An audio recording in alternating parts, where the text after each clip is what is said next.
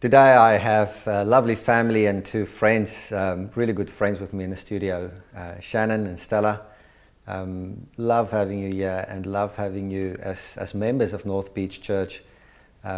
Shannon has been in the building industry for many years, but has been appointed as the men's ministries leader for our church here in Western Australia.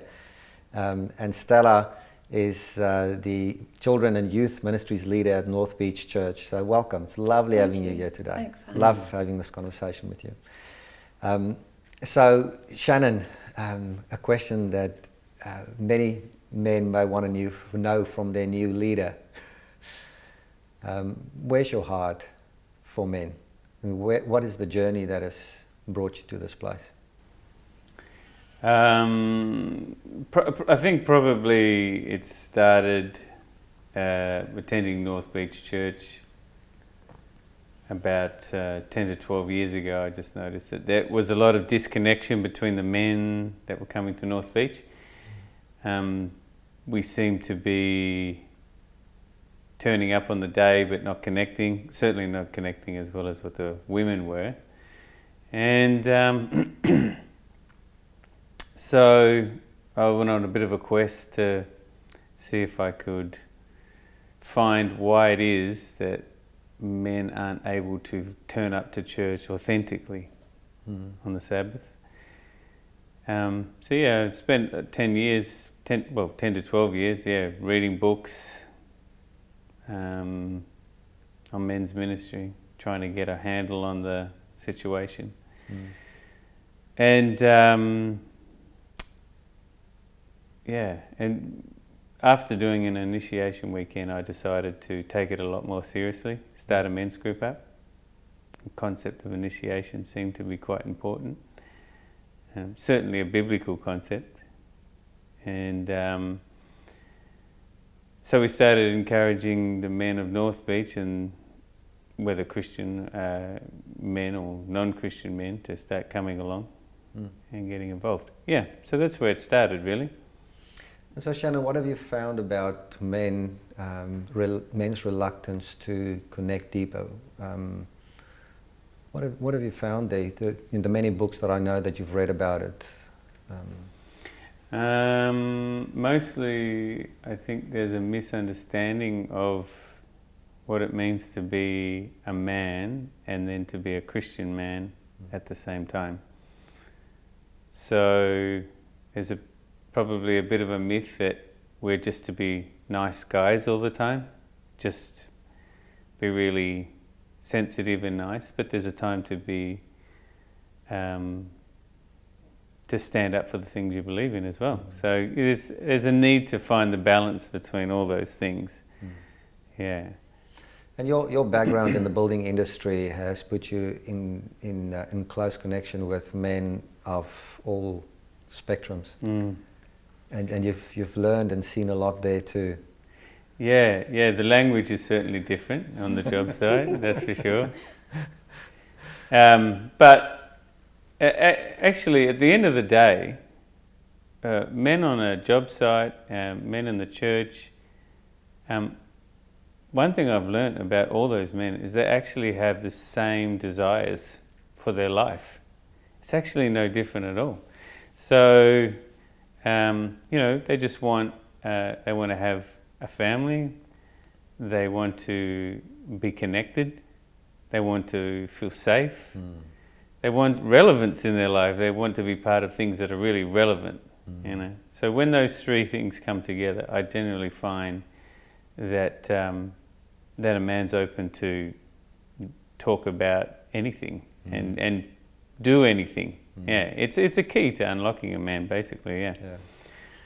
Stella, you've been very supportive of Shannon and the work that he's been involved in, but your background as a qualified social worker and a primary teacher has put you into that place with children. Where's that passion coming from, and tell us a little bit more about that. Yeah, well, I think that children are some of the most vulnerable in our society, and certainly from my social work experience, I realised that a good family home and structure is really important to developing the full potential of a child. And certainly I see men's ministry as being really integral to a successful children's ministry. We need men, so we need men to be part of church community. I certainly know from research that I've read that if fathers come along to church, it's more likely that when children are young adults and they make a decision whether or not they want to be part of a church community, if their fathers are regular attenders of church, there is a higher rate that they'll continue to be part of a church community. So children need positive Christian male role models, both in their family and in their wider church community. And so I just see that men's ministries works alongside lots of other departments like children's ministries, women's ministries, families ministries. So yeah, I see that what I do as a children's ministries leader and what he does as complementing each other in ministry. And what have you seen about the mentoring program that you are doing and the close connection with, in this case, men that you've picked up? What are you seeing there? Yeah, well, I certainly have seen that since men's ministries and men's group has started up at North Beach, we have had greater participation by men in church programs, and so the mentoring program is an example of that, where we've been able to link up teens and young adults with men to mentor them. So to pray with them, to care about what's going on in their lives, to share their experiences with their mentees, and that has certainly opened a doorway for intergenerational communication. And that's been a wonderful way that men within men's group are being mentored and cared for in their environment, and then they're taking that confidence and then what they learn, and then they're bringing it over to the mentoring program. And it's just been wonderful. We've got a high representation of male mentors in our mentoring program. Shannon, you are one of those male mentors for about 3 or more young men. What are you finding there? What are they looking for in a mentor as a man? Mostly what they're looking for is somebody to bounce their ideas off about manhood. They're also looking for somebody that they feel safe enough with to be able to make mistakes and know that they're still accepted. So that's really important. But yeah, I think mostly they are wanting somebody to explore masculinity with. It's a different world from even when I was like a teenager or in my 20s, and it's different again from when my father was in his teenage years or his 20s. And certainly the challenges are different. Yeah, but there are some key factors there that we can pick up on, like integrity. Your word is your bond. Yeah. That's really important. Making sure that they follow through on all their agreements, that they make with people, they be on time, simple things like that. And then the other side of it is relationships. Like I talked about connection before, and how that's a primary need for men. And I think a lot of young men are struggling with the false connections that are out there, And what do you see is the importance of men modeling that? Yeah, it does need to be modelled, definitely. When the modelling happens, the permission is given, so it's not enough that we stand we stand up and we just tell people how to do things. We tell men how to do things, tell young men how to do things. Yeah, we actually have to show them. This is what we are to do, and this is how we do it, and I'm going to show you. So modelling is a really important part of working with young men and mentoring. Yeah, definitely. Yeah. Your girls, Guinevere and Layla, have been part of the mentoring program. and part of youth church as well, and they've just been recently baptized. So congratulations! It's a wonderful memory. I know that both of you carry about that. How important do you think has it been for them and their journey to be part of youth church, connecting? How has that helped them? I think it's been vital. You know, my greatest wish is that my children grow up to be young ladies and older ladies who have a passion for Jesus their whole life through. But I know that they need to develop that feeling now and that belief now. And the mentoring program has just provided for them another lady that they can see who loves Jesus and who has grown up loving him, and they can just come to them with the issues that they're facing and that they probably faced, and they can just ask them about that, you know, whether it's boyfriends or school or choosing a career or what does it look like to be a Christian young lady. And I know that that has just been vital. And you know, Layla did her Bible studies for her baptismal preparation with her mentor, and that was just a special time where they got to look at the Bible and then the issues that Layla was bringing to that mentoring relationship, and they married that together, and that was just, you know, beautiful. And just youth church, young people want to belong. They want to know that there's people that are like them and that they're safe and they're in a non-judgmental environment. And certainly the youth church and senior youth group that we've been developing over the last few years, they're in that space and they love that. That's just the place they can come to and feel safe and learn about Jesus together. So yeah, it's been vital for our girls, and I think it's vital for teens and youth, you know, throughout the conference. Shannon, of the many challenges that you are facing, one of them being part-time, 4 hours a week. I know that you have started with an advisory. What do you need? What do you need as a leader of men in this conference to move forward? What kind of support? Mostly I need the men in this conference to have an open mind. You know, we're wanting to challenge men on the way that they've been living as Christian men. You know, not that they've been doing it wrong, but just to challenge them to see masculinity, and Christian masculinity particularly, from a different point of view. So that's going to take a little bit of open-mindedness, and also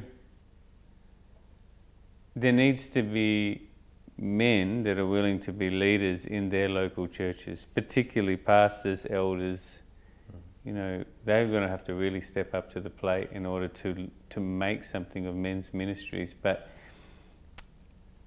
I mean, you and I have worked on men's ministries at North Beach together for a long time, and there's a different kind of men's ministry that we're doing that I've never seen before, and I don't think you have. So I'm keen to share that. Yeah.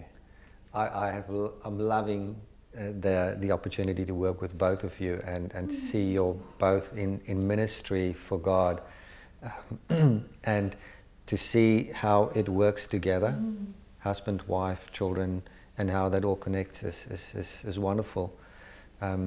Stella, last question for you. Where do you want to take the children? What is your heart for them? Well, I think that increasingly children and young people are facing incredible challenges, incredible pressures, and I would like for them to know that Jesus cares about them, that whatever they're going through in their lives, now and in the future, that they have someone who has a plan for them, and that there is a church community behind them, men, women, older men, older women, who deeply care about helping them through whatever stage they're at. And I just would love for that to be how we live together in community. Mentoring with each other, having intergenerational opportunities to connect and share stories and show compassion and pray for each other. And so that's where I'd like for it to go with children's ministries, and certainly linking in with men's ministries as well. Love you for that, and Thank love you. your ministry at the church. Shannon, there are many men who claim no faith, or who are on that journey of discovering. And I know you have a passion. Where do you want to lead the men? What is your heart for them? Well, the men that we've got involved with that have been part of our men's group, well, what's been important for them is that they've got to know Christian men that they have really got a deep respect for. And that's something we haven't had before. I think that there's been assumptions made from non-Christian men that all Christian men are like this.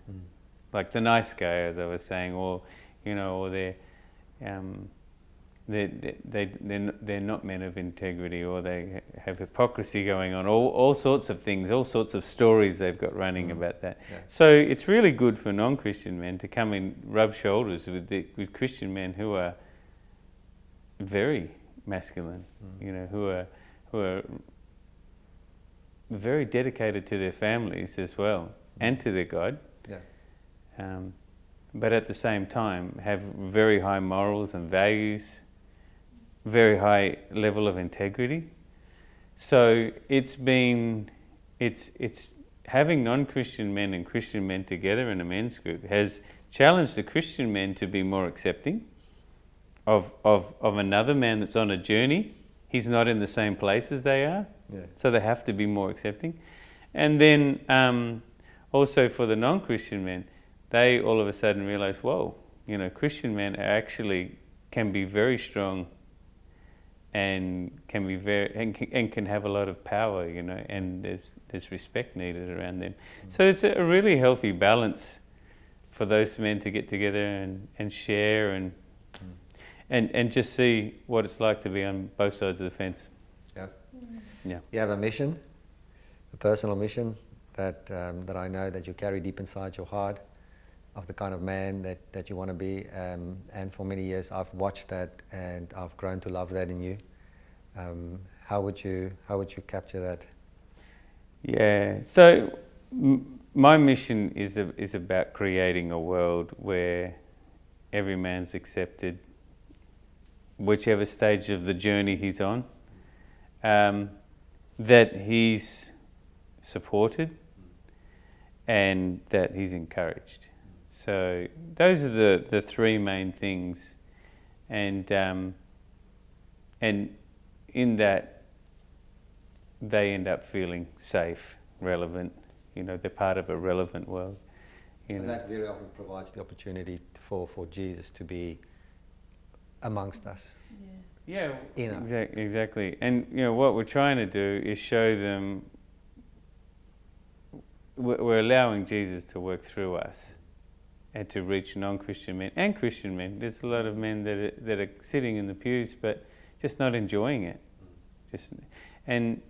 So yeah, that my mission is to reach those guys and to help them become more active, become better leaders. This concept of leadership, be a better leader of themselves, be a better leader of their families, better leader at work, amongst their friends in their community, better leaders in their church. And I do see it to be very important that youth and children and men work together, because there is definitely a link between those two. And where there's a good representation of healthy Christian men, there's a good representation of healthy youth groups as well. So that's been proven. Yep. Yeah. Thank you so much. I bless you for your ministry in the church and outside in the community, and look forward to where God is going to take us in our journey. Thank you. Thank you so much. Yeah.